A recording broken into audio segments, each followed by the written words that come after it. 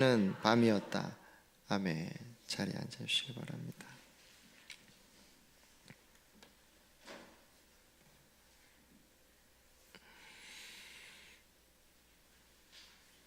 우리가 예수님을 생각하면 여러분 어떤 마음이 듭니까? 우리가 말씀을 받고 또 공부하고 하나님이 누구신지, 그리고 하나님의 아들 예수님이 누구신지 알아가면 예수님이 점점 너무 더 좋습니다. 근데 우리가 잘 모르면 자꾸 예수님하고 좀 가까이 가면 뭔가를 좀 또 희생하거나 뭘 좀 드려야 될 것 같고, 또 너무 또 가까이 가면 또 내 속내가 또 다 드러날 것 같기도 하고, 또 말씀에 보면 모든 것을 다 버려두고 예수님을 쫓았다고 하니까 왠지 좀 가까이 하기에는 좀 부담이 되는, 잘못하면 너무 가까이 갔다가는 참 남는 것이 하나도 없을 것 같겠다 생각이 드는, 좀 가까이 하기에는 너무 먼 우리가 당신으로 좀 예수님을 생각하고 있을 수도 있어요. 근데 우리가 멀리하면 멀리할수록 여러분 우리 삶이 굉장히 불안정해집니다. 우리 안에 불안이 와요. 그리고 멀리하면 멀리할수록 우리 마음이 채워지지 않으니까 더 공허해져서 다른 것을 자꾸 채우려고 합니다. 여러분, 예수님을 가까이 함이 축복입니다. 예수님을 가까이 함이 축복이다. 근데 자꾸 우리가 좀 가까이 하려다가도 또 자꾸 멀리하고 좀 이렇게 하는 것들, 우리 안에 오해가 있을 수 있어요. 그리고 예수님이 정말 얼마나 좋으신지 잘 몰라서 그럴 수 있습니다. 21절에 우리 예수님 뭐라고 말씀하셨습니까? 예수님이 어떻게 표현하고 있습니까? 21절 함께 읽어봅시다. 시작. 예수께서 이 말씀을 하시고 나서 마음이 괴로우셔서 환히 드러내어 말씀하셨다. 내가 진정으로 너희에게 말한다. 너희 가운데 한 사람이 나를 팔아 넘길 것이다. 예수님 너무 지금 괴로워하시는 거죠. 한 제자 유다가, 이제 가룟 유다가 배신을 하려고 그래요. 너무 괴로워하시고 큰 아픔이었던 거죠. 그렇게 자신을 잘 따르는 것처럼 보여지고, 그리고 존경도 표하고 했던 그 가룟 유다가 어떻게 배신을 한다는 말인가 생각하시는 거죠. 예수님 하나님이시니까 괜찮으실 거라고 우리는 오해를 합니다. 뭐 다 이미 알고 계신 거 아니에요? 아니라는 거.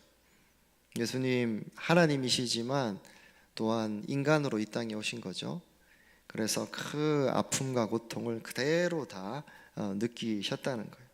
동일하게 유혹을 받으시고 시험을 받으시고, 그리고 지금 이 정말 자신을 따랐던 이 제자의 배반, 이 배신을 두고 너무 큰 아픔과 고통을 느끼고 계신 거예요. 오늘 상황이 어떤 상황입니까? 예수님이 제자들과 마지막 만찬을 하고 있는 그 장면인 거예요. 마지막 장면, 이제 만찬을 하고 앞으로 십자가의 길을 이제 걸어가셔야 되는 거죠. 그것도 너무 큰 고통이죠. 그런데 그 고통 이전에 지금 이 시간에 예수님은 바로 3년간 함께했던 이 제자의 배신을 눈앞에 두고 있습니다. 너무 슬퍼하고 계신 것, 너무 아파하고 계신 거다. 이처럼 여러분, 예수님은 자신을 따르는 제자들 이 낙오하고 낙심할 때 너무 슬퍼하시고 마음 아파하시는 거예요. 우리 좀 이 마음을 알았으면 좋겠어요. 예수님이 별로 신경 쓰지 않으신다, 그렇지 않습니다. 여러분, 우리가 죄로 인해서 넘어질 때, 그리고 우리가 정말 그런 상황이 들어 있을 때 예수님이 정말 가슴 아파하신다는 거예요. 우리를 얼마나 아끼시는지 모릅니다. 그런데 이런 주님이신데 우리가 계속 거리를 두고 떨어져 있으면 어떻게 돼요? 너무 우리에게 손해인 거예요. 예수님을 가까이 함이 여러분 축복입니다. 배신자를 예수님 어떻게 대하셨는지 여러분 좀 보셔야 됩니다. 예수님 가룟 유다를 끝까지 사랑하셨어요. 끝까지 사랑하셨다. 예수님이 이렇게 중간에 빵 조각을 떼어서 적셔서 드리잖아요. 주잖아요. 그 말은 뭐냐면 굉장히 가까운 거리에 두셨다는 거예요. 그 가룟 유다를 가까운 거리에 서 식사를 할 수 있도록 했다는 거죠. 멀리 두고 싶은 사람이잖아요. 알고 계셨잖아요. 그런데도 여러분 끝까지 더 가까이 두셨다는 거죠. 그 반대편에는 예수님이 사랑하시는 제자 요한이 그 품에 있었지요. 가까이. 그리고 또 아마도 다른 반대편이지 않았을까. 가까운 데 있지 않았을까. 왜? 떡을 빵을 떼서 줘야 되는 거. 그렇게 가까이 두셨다. 가까이 두셨을 뿐만 아니고 예수님은 특별히 아끼는 제자에게 하는 행동을 하셨던 거예요. 빵을 적셔서 주는 거. 이거는 이제 사제간의 특별한 표현입니다. 내가 너를 특별하게 아끼고 너를 특별하게 생각해 라는 표현입니다. 그리고 이제 제자는 그 조각을 받아 먹으면서 고백하는 거예요. 감사합니다. 나는 당신의 제자입니다. 이런 어떤 장면인 거예요. 이 떡을 빵 조각을 떼어 준다는 것은 그 사랑을 이제 표현하시는 거죠. 내가 너를 포기할 수 없어. 끝까지 내가 너를 이렇게 사랑한다. 너가 돌이키기 원한다. 그리고 이제 오늘 성경을 좀 잘못 읽으면 예수님이 마치 사람들 앞에서 가룟 유다가 배신자가 누구인지 미리 공개한 것처럼 보이죠. 근데 사실은 그게 아닙니다. 요한이 거의 들을까 말까 하는 아주 작은 목소리로 속삭이신 것을 잘 묵상해 보면 알 수 있어요. 빵을 적셔서 주는 바로 그 사람이 야라고 아주 작은 목소리로 속삭이신 거죠. 예수님 오래 참으시고 계신 거예요. 예수님 오래 참으신 그 제자에게 3년 동안 함께 하면서 유다의 마음을 다 아셨겠죠. 그 또 행실이 잘못됐던 행실들, 돈을 가로챘던 것들도 다 아셨어요. 그런데 오래 참으시면서 여러분 계속해서 동일한 사랑으로 사랑하시고 가르치고 계시는 모습입니다. 그리고 마지막 이 순간에도 예수님이 그렇게 오래 참으시고 함께 하셨던 것처럼 가룟 유다를 대하고 계신 거예요. 예수님이 이런 분이신 거예요. 그리고 마지막에 또 다시 한번 회개의 기회를 주시는 거예요. 내가 할 일을 어서 하여라. 어떤 의미입니까? 나 이미 다 알고 있어. 그러니까 너가 빨리 이제 돌이켰으면 좋겠다. 그 말인 거예요. 돌이켜 회개하기를 너무나 원하셨던 거죠. 우리는 어때요, 여러분? 우리는 조금만 누가 반복해서 실수하면 어때요, 여러분? 잘 참아주지 못하죠. 그리고 조금만 우리가 반복해서 잘못을 해도 우리가 기분 나빠하고 감정적으로 나옵니다. 근데 우리 주님 어떤 분이시라는 거예요? 우리가 또 넘어지고 또 실수하고 또 잘못해도 우리에게 언제나 동일한 사랑 우리를 바라보시고 오래 참으시고 온유함으로 우리를 대해 주신다는 거예요. 우리 연약함을 너무나 잘 아시고 너 다시 일어나라 라고 또 격려해 주신다는 거죠. 우리가 죄 가운데 넘어지면 너무 슬퍼하시는 거예요. 그리고 너가 빨리 회개했으면 좋겠다. 너가 빨리 돌이켰으면 좋겠다. 이것이 우리 주님의 마음이라는 거예요. 우리 주님 마음이 우리 마음이 멀어지고 멀리하고 이러면 주님도 이제 내가 봐도 좀 주님도 지치겠다. 질려. 주님도 나한테 진료하시겠지? 아니라는 거예요. 우리 주님 그렇게 우리를 대하시지 않는다는 거예요. 우리가 빨리 회복되기 원하시고 다시 가까이 오기 원하시고 또 그렇게 우리를 도우시고 또 우리를 위해 중보해 주시고 기도해 주시는 분이시라는 거죠. 이렇게 우리를 대하신다. 우리를 너무나 잘 아시고 우리가 어떤 상황에서도 다시 가까이 오기를 원하시고 도우시는 분, 바로 이분이 우리 주님이십니다. 예수님을 가까이 할 때 또 어떤 복을 우리가 누릴 수 있을까요? 예수님을 가까이 할 때 우리가 질문을 하고 답을 얻을 수 있는 거죠. 여러분, 가룟 유다는 질문을 했는데 답을 얻지 못한 것 같지 않아요? 가룟 유다는 이미 자신 안에서 결정한 질문을 했어요. 누가 누구입니까? 제가 그 사람입니까? 라는 질문을 다들 하고 가룟 유다도 했는데, 사실은 답을 얻기 위한 질문이 아니었죠. 이미 자기 안에서 이 상황을 속이고 자기 안에 결정한 것들이 다 있었던 거죠. 가룟 유다를 잘 살펴보면 여러분, 한 번도 예수님을 주님이라고 불렀던 적이 없습니다. 어떻게 불렀다고요? 선생님이라 불렀어요. 랍비라고 밖에 부르지 않았어요. 그렇게 예수님을 항상 대했던 거예요.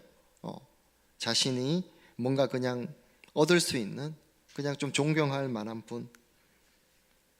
그래서 마지막까지 질문을 하고 답을 하는데 진실한 관계 안에서 했던 것이 아닌 거죠.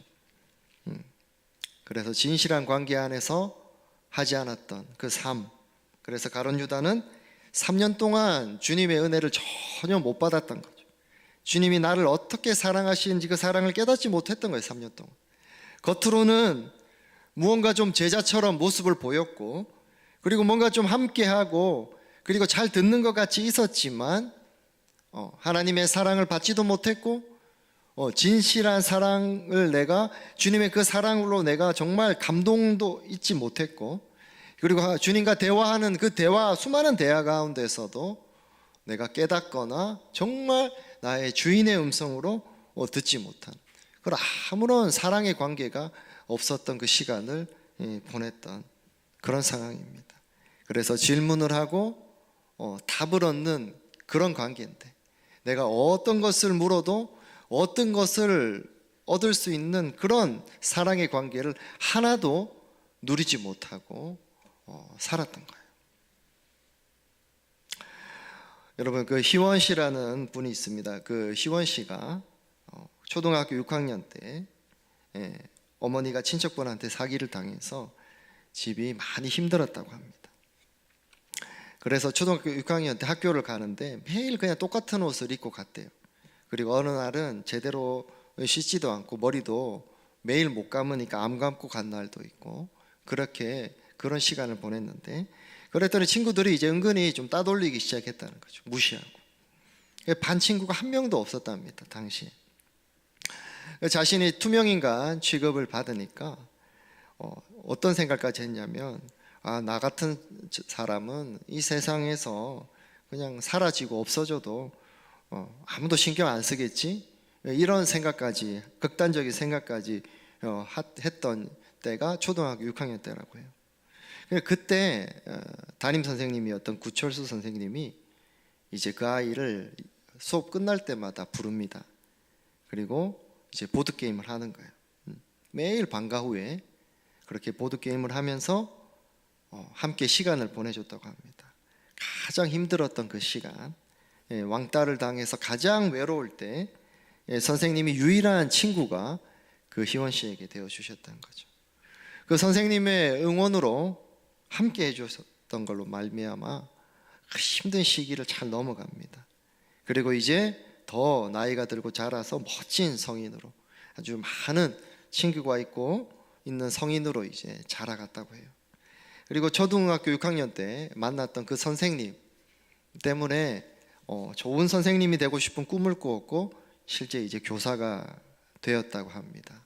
여러분, 이게 실제 일어난 일입니다. 여러분, 어떤 사람을 만나느냐에 따라서 그 사람의 인생이 달라진다는 얘기 많이 들어보셨죠? 여러분, 어떤 사람을 만나느냐에 따라서 그 인생이 달라진다는 거예요. 우리에게는 근데 누가 있는 거죠? 우리에게는 예수님이 있습니다. 그리고 한 예수님을 바라보는 우리 공동체가 또 있는 거죠.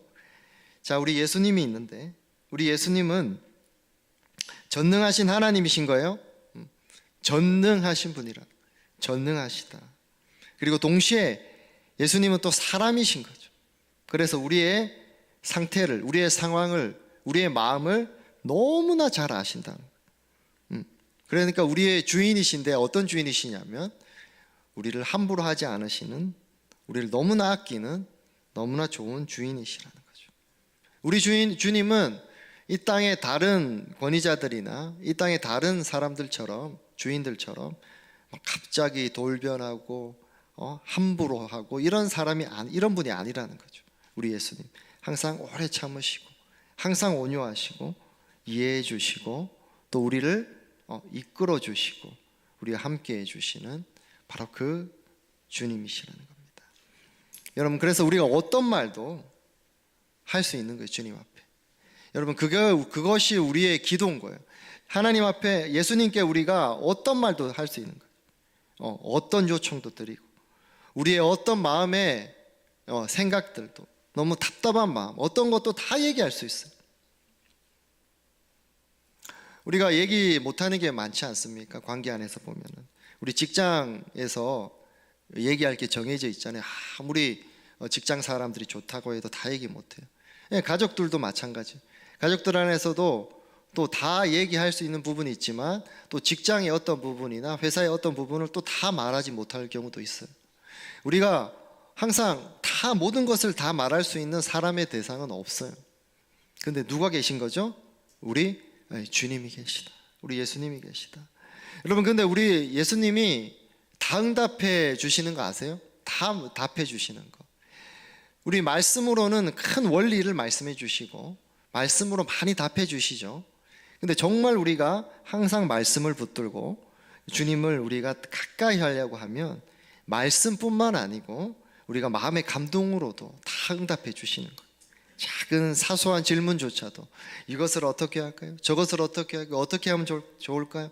예수님을 가까이 할 때 우리가 그때그때 성령의 감동으로, 때로는 우리를 불안하게 하셔가지고 멈추게 하시고 이거 하면 안 되는구나, 때로는 우리에게 평안함을 주셔서 괜찮구나, 그래, 가까이 하면 가까이 할수록 우리가 더 자세히 답을 듣게 되는 거죠. 말씀으로 듣게 되고 그리고 하나님의 성령의 감동으로 우리가 듣게 되는 것입니다. 예수님과 멀어진다는 것은 어떤 것을 의미할까요, 여러분? 우리 30절 이렇게 얘기합니다. 읽어봅시다. 시작. 유다는 그 빵 조각을 받고 나서 곧 나갔다. 때는 밤이었다. 사랑하는 성도 여러분, 사람을 너무 의지하지 마세요, 여러분. 세상을 살다 보면 좋은 사람들도 많이 있습니다. 종종 만납니다. 근데 여러분, 사람을 너무 의지하지 마시기 바랍니다. 여러분, 내 방법하고 내 수단을 쫓아가지 마세요. 너무 그것만 매달려서 쫓아가지 마세요. 그러면 예수님과 멀어집니다. 오늘 어떻습니까? 가룟 유다는 영원한 밤, 그 영원한 영적인 밤과 영적인 저주가 가룟 유다를 완전히 삼켜 버렸던 거죠.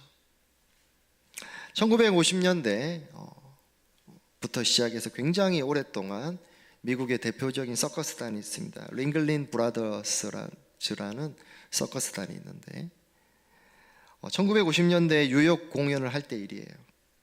공연 중에 갑자기 정전이 되었어요.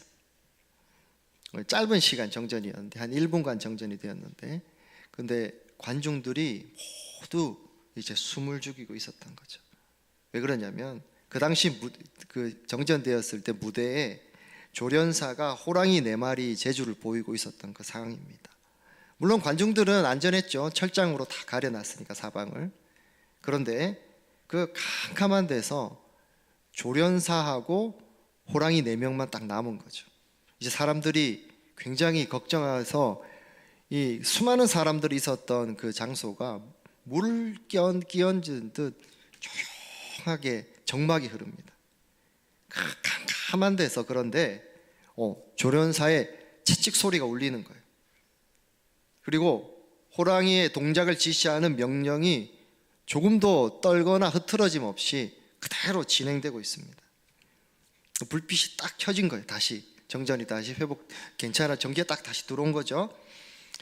근데 너무나 이렇게 그 동작들을 다 하고 딱 자세를 취하고 있는 거예요. 그래서 관객들이 모두 일어나서 박수를 보냅니다. 이제 무대 위에 인터뷰에서 어떻게 그 위기를 넘길 수 있었느냐라고 질문을 하죠. 그랬더니 이렇게 말합니다. 조련사가 어둠 속에서 호랑이들은 나를 잘 본다는 걸 알았던 거예요. 나를 잘 봅니다.